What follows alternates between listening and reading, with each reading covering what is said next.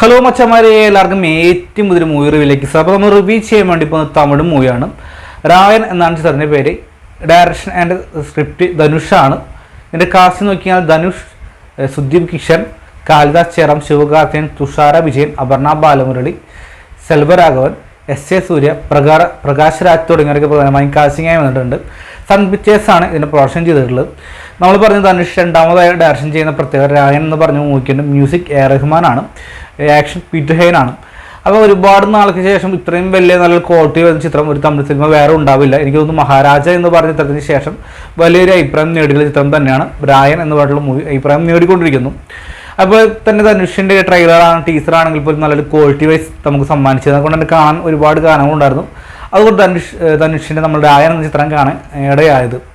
രായനെ കുറിച്ച് പറയുമ്പോൾ ഒരുപാട് പോസിറ്റീവ്സും കാര്യങ്ങളൊക്കെ ചിത്രം മുന്നോട്ട് പോകുന്നുണ്ട്. ട്രെയിലറിൽ തന്നെ നമുക്ക് മനസ്സിലാക്കാൻ സാധിക്കുന്നുണ്ട് 3 സഹോദരങ്ങളും അവരുമായി ബന്ധപ്പെട്ട കാര്യങ്ങളൊക്കെ മുന്നോട്ട് പോകും. നമുക്ക് എല്ലാവർക്കും അറിയാവുന്ന കാര്യം തന്നെയാണ്.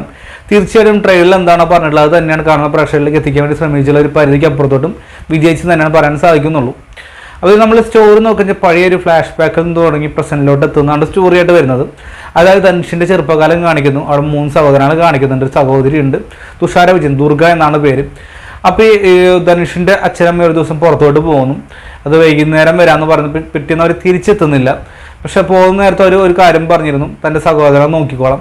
അവിടെ തൊട്ടൊരു വലിയേട്ടൻ്റെ ഒരു കടമയുമായിട്ട് ധനുഷ് മുന്നേറുന്നതാണ്. അതാണ് സ്റ്റോറി ആയിട്ട് വന്നിട്ടുള്ളത്.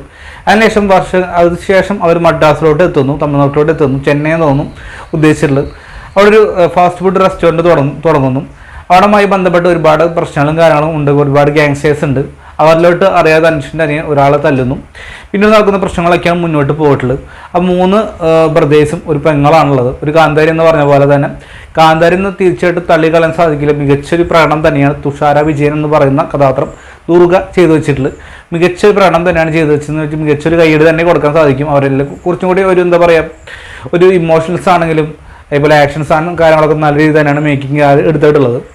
മറ്റൊരു പ്രത്യേകത എടുത്തു പറയുന്നത് ധനുഷ് എന്ന് പറയുന്ന ഒരു നടൻ്റെ കാട്ടപരായൻ എന്ന് പറയുന്ന ആ മനുഷ്യൻ്റെ അല്ലെങ്കിൽ ആ ക്യാരക്ടർ ചെയ്യുന്ന ആ വ്യക്തി ധനുഷിൻ്റെ മികച്ചൊരു പ്രകടനം ചിത്രത്തിലുടനീളം കാണാൻ സാധിക്കുന്നുണ്ട്. കാരണം ഒട്ടൊക്കെ അടിച്ച് കുറച്ച് ബോൾഡായിട്ടുള്ള ക്യാരക്ടർ തന്നെയാണ്.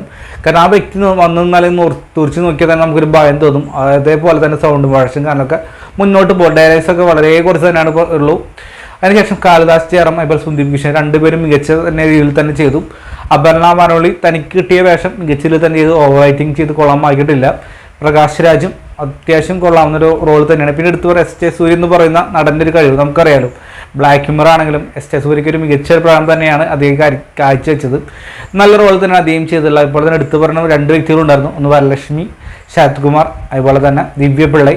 കുറച്ച് റോളുള്ള വലിയ ഡയലോഗും കാര്യങ്ങളൊന്നും മുന്നോട്ട് പോകുന്നില്ലെങ്കിൽ പോലും അവർക്ക് കുറച്ചുള്ള സ്പേസ് മികച്ച രീതിയിൽ തന്നെ ചെയ്തു. സെൽവരാനെ കുറിച്ച് എന്താ പറയുക, കുറച്ച് ഏജ്ഡ് ആയിട്ടുള്ള ഒരു ക്യാരക്ടറായിട്ടാണ് പിന്നീട് വരുന്നത്. അദ്ദേഹം ചെയ്യാവുന്ന രീതിയിൽ തന്നെ മികച്ച നല്ല രീതിയിലാണ് സെൽവരാഹനും ഇതിൽ മുന്നോട്ട് പോയിട്ടുള്ളത്. എടുത്തുകൊണ്ട് ബാൻഡ് സ്കോറാണ് തീർച്ചയായിട്ടും നല്ല സപ്പോർട്ടിംഗ് ആയിട്ട് വന്നു. അതുപോലെ തന്നെ നമ്മുടെ എ ആർ റഹ്മാൻ മികച്ച രീതിയിൽ തന്നെ പഠിപ്പിച്ചിരുന്നത് യാതൊരു സംശയമില്ല. കാരണം ട്രെയിലർ നമുക്ക് കേൾക്കുമ്പോൾ ആ ഫ്രഷ്നസോട് കീപ്പ് ചെയ്യുന്ന ക്ലൈമാക്സിലെ പാട്ടും കാര്യങ്ങളൊക്കെ നല്ല രീതിയിൽ ടച്ച് ചെയ്യുന്നുണ്ട്. ബാൻഡ് വരുന്ന സ്കോറാണെങ്കിൽ തീർച്ചയായിട്ടും മികച്ചൊരു കൈയടിക്കാൻ തോന്നുന്ന തരത്തിലുള്ള ഒരുപാട് രംഗങ്ങളും കാര്യങ്ങളൊക്കെ മുന്നോട്ട് പോകുന്നുണ്ട്.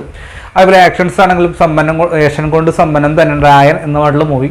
മറ്റൊരു പ്രത്യേകത ക്ലൈമാക്സിൽ വരുന്ന ഇൻ്റർവെൽ ബ്ലോഗ് ആയിരുന്നു. തീർച്ചയായിട്ടും അതായത് ക്ലൈമാക്സിലോട് അടുക്കുമ്പോഴുള്ള ഇൻ്റർവെൽ ബ്ലോഗ് അല്ല, ഇൻ്റർവെല്ലിൽ ഒരു ക്ലൈമാക്സ് സീൻസ് വരുന്നുണ്ട്. തീർച്ചയായും മേക്കിംഗ് ചേഞ്ച് എന്ന് പറഞ്ഞ പോലെ തന്നെ നമ്മൾ ഒട്ടും തന്നെ പ്രതീക്ഷിക്കില്ല. ആ വരവും കാര്യങ്ങളൊക്കെ ആയിട്ട് ഒരു പ്രതീക്ഷിക്കില്ല. പക്ഷെ എന്താ പറയുക, ആ വ്യക്തിയുടെ ഒരു പ്രസൻസ് കൂടി തന്നെ ഒരു ഇൻ്റർവ്യൂ ബ്ലോഗ് വരുന്നുണ്ട്. തീർച്ചയായിട്ടും ഞെട്ടി എന്ന് പറയാൻ സാധിക്കുള്ളൂ. കാരണം ഒന്നും അറിയാത്ത പോലെ ലാസ്റ്റ് നടന്നു പോകുന്നതും കാര്യങ്ങളും മുന്നോട്ട് പോകുന്നുണ്ട്. നമ്മൾ ആവേശ ഫാദിന് കൊടുത്തിട്ടുള്ള ഒരു സോഡ മൂടി തുറക്കുന്ന ഒരു ആയുധം പോയതിനും നമ്മുടെ രായൻ എന്ന് പറയുന്ന ധനുഷിൻ്റെ കഥാപാത്രത്തിന് കൊടുക്കുന്നുണ്ട്. ഒരു സൂചിമന പോലത്തെ ഒരു ആയുധമാണ്. അത് കുത്തി എല്ലാവരും ധനുഷ് കൊല്ലുന്നുണ്ട്. നമുക്ക് ട്രെയിലറിൽ തന്നെ വ്യക്തമായിട്ട് തന്നെ കാണിക്കുന്ന ആളുള്ളൊരു ടൂളാണത്. അപ്പോൾ അങ്ങനെ ഈ സഹോദരങ്ങൾ മുന്നോട്ട് പോകുന്നു. സാധാരണ തമിഴ് പടത്തിലെല്ലാം മലയാള ചിത്രങ്ങളിലൊക്കെ ബ്രദേഴ്സ് ഉണ്ടാകുമ്പോൾ എന്തായാലും 2 പേര് കാലും ഓർമ്മ തിരിയും. ആ പരിപാടിയും കാര്യങ്ങളൊക്കെ ഇതിലും മുന്നോട്ട് പോകുന്നുണ്ടെങ്കിൽ പോലും തീർച്ചയായും വ്യക്തമായിട്ട് കാരണം മുന്നോട്ട് പോകുന്നുണ്ട്. യാതൊരു വിധത്തിലൊരു ഇമോഷൻസോ കാര്യങ്ങളൊന്നും മുന്നോട്ട് പോകുന്നില്ല. രായെന്നോ കഥാപാത്രം അദ്ദേഹത്തിൻ്റെ ശരികളുണ്ട്. പെങ്ങൾക്ക് വേണ്ടിയിട്ടാണ് അദ്ദേഹം ജീവിക്കുന്നത് തന്നെ. അത് തീർച്ചയായിട്ടും ആ ഒരു ബ്രദർ അല്ലെങ്കിൽ ഒരു ആങ്ങള ഒരു സിസ്റ്റർ തമ്മിലുള്ള ഒരു ബന്ധത്തിൻ്റെ റിലേഷൻ്റെ കാര്യം തന്നെ ഒരു അവസാനത്തെ ഒരു പാർട്ടിലൂടെ കടന്നു പോകുന്നുണ്ട്.